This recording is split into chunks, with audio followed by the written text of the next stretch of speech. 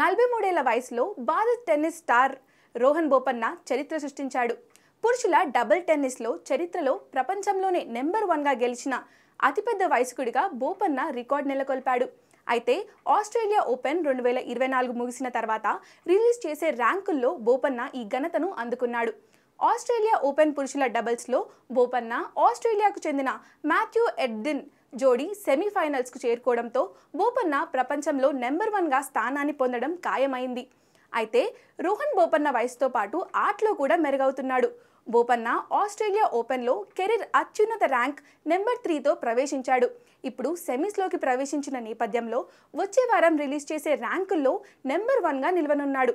రోహన్ బోపన్నకు అత్యంత విజయవంతమైన భాగస్వాములలో ఒకరైన మాథ్యూ ఎబ్డెన్ పురుషుల డబుల్స్ ర్యాంకింగ్స్లో నెంబర్ 2 స్థానానికి చేరుకునే అవకాశం కనిపిస్తుంది.